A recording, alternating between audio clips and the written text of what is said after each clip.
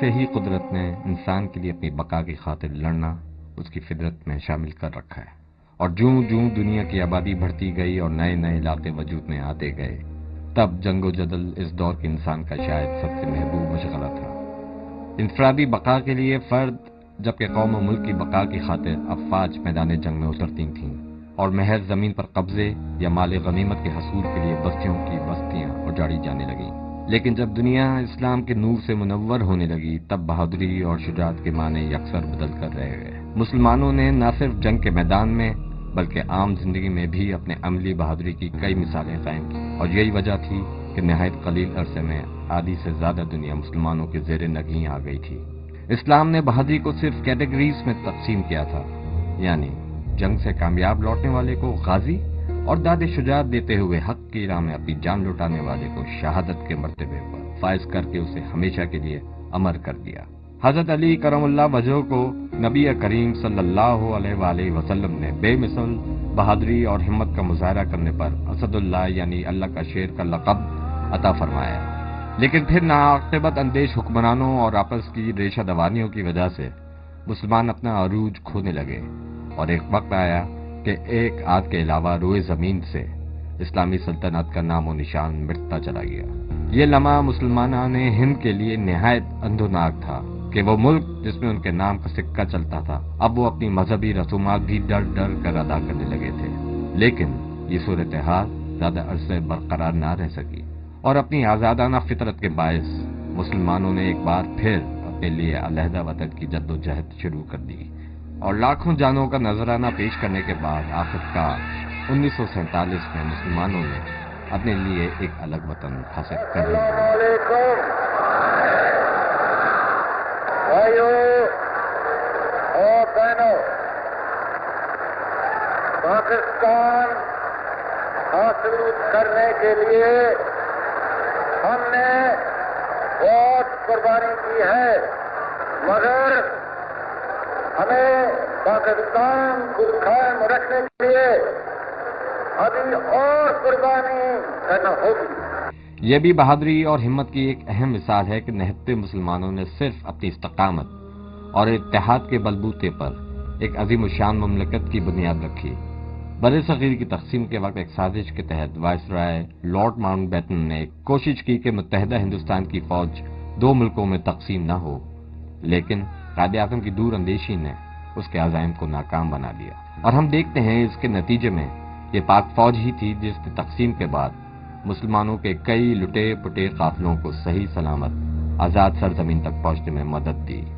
اور تاریخ اس بات کی گواہ ہے کہ پاک فوج نے انسانیت کی اعلیٰ قدروں کو چھوتے ہوئے ہندوؤں اور سکھوں کے کئی قافلوں کو بحفاظت بھارت کی سرحد پر پہنچنے میں مدد دی، یعنی اپنے قیام کے وقت سے ہی پاک افواج نے اپنا ایک امیج قائم کر لیا تھا، اور کسی نہتے دشمن پر وار کرنا یا اس کی عزت و آبرو کو نقصان پہنچانا اپنی شان کے خلاف سمجھا۔ جب تقسیم مقدر ٹھہری تب بھی ریشہ دوانیاں ختم نہیں ہوئیں۔ ایک فارمولے کے تحت متحدہ ہندوستان کی فوج کے اثاثوں کی غیر منصفانہ اور جانبدارانہ تقسیم کی گئی، جس کے تحت 64% بھارت کو جبکہ 36% اثاثے پاکستان کے حصے میں آنے تھے۔ بھارت نے پاکستان کے قیام کو کبھی دل سے تسلیم نہیں کیا، اور روز اول سے ہی اسے غیر مستحکم کرنے کی روش جاری رکھی، اور اپنی اسی سوچ کے تحت جولائی 1948 میں کشمیر کے محاذ پر جنگ چھڑ دی۔ تب دنیا نے دیکھا وہ فوج جسے نہایت بے سر و سامانی کے عالم میں نئے ملک کے دفاع کی ذمہ داری سونپی گئی تھی، اپنے روایتی دینی جذبے کے تحت افسر سے لے کر سپاہی تک بے جگری سے لڑا۔ 27 جولائی 1948 کو اوڑی سیکٹر پر پنجاب ریجیمنٹ کی دوسری بٹالین دشمن کے نہایت مضبوط مورچے کی جانب پیش قدمی کر رہی تھی۔ اس بٹالین کی کمان کیپٹن محمد سرور کے ہاتھوں میں تھی۔ اس مرحلے پر غیر معمولی شجاعت، بہادری اور قیادت کا اعلیٰ مظاہرہ کرتے ہوئے کیپٹن محمد سرور نے ناقابل یقین داستان رقم کی، اور پاک فوج کے پہلے جان باز ٹھہرے جنہیں پاکستان کی اعلیٰ ترین فوجی اعزاز نشان حیدر سے نوازا گیا۔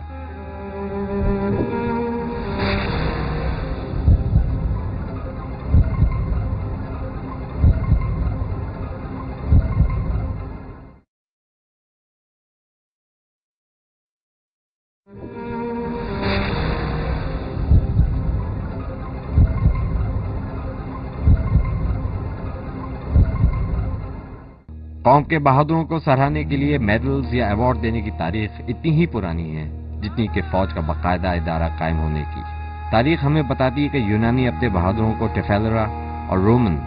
فیلرا کے نام سے میڈلز دیا کرتے تھے۔ پاکستان اور بھارت کے درمیان کشمیر کے مسئلے کے علاوہ بھی کئی مسئلے تھے۔ ہم سے جو دشمن تھا وہ دیکھیں 5 گنا بڑا تھا۔ انڈیا کے 21 انفینٹری ڈویژن تھے، جبکہ پاکستان آرمی کے 7 انفینٹری ڈویژنز تھے، اور ایئر سپیریٹی 6-1 تھی، یعنی کہ اگر ان کے پاس 6 ہیں تو ہمارے پاس 1 جہاز تھے۔ ایسے ہی ایک واقعہ اگست 1958 میں بھی پیش آیا، جب بھارتی فوج نے مشرقی پاکستان میں لکشمی پور کے کچھ علاقوں میں اپنے مورچے قائم کر لیے تھے۔ تب حکومت کی جانب سے ایسٹ پاکستان رائفلز کو حکم دیا گیا کہ وہ اس علاقے کو بھارتی فوج سے خالی کروائے۔ اس بار پاک فوج کی کمان میجر طفیل محمد کے ہاتھوں میں تھی۔ انہوں نے اپنے جوانوں کے ساتھ دشمن کے مورچوں کی طرف پیش قدمی کی، اور ان کی تنہا ذاتی کوششوں کے نتیجے میں دشمن کو اپنے پیچھے 4 لاشیں اور 3 قیدی چھوڑ کر علاقہ خالی کرنا پڑا۔ لیکن اس مشن میں فاتح لکشمی پور میجر طفیل محمد کو وطن کی آبرو بچانے کے لیے اپنی جان کا نذرانہ پیش کرنا پڑا، اور شجاعت کی ایسی داستان رقم کی کہ عظیم ترین اعزاز نشان حیدر اپنے نام کر لیا۔ اب تک بھارت چھوٹی چھوٹی جھڑپوں پر ہی گزارا کر رہا تھا، اور ان جھڑپوں میں اس نے پاک فوج کی ہمت اور بہادری کا غلط اندازہ لگاتے ہوئے ایک بھرپور حملے کی تیاری کی۔ 6 ستمبر 1965، جب ساری قوم نیند کی آغوش میں تھی، دشمن نے شب خون مار کر پاک سرزمین کو تاراج کرنے کی ناپاک خواہش کا اظہار کیا۔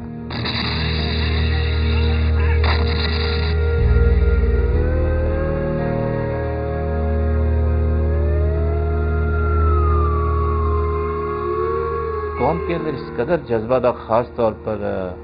جنرل ایوب خان نے جو تقریر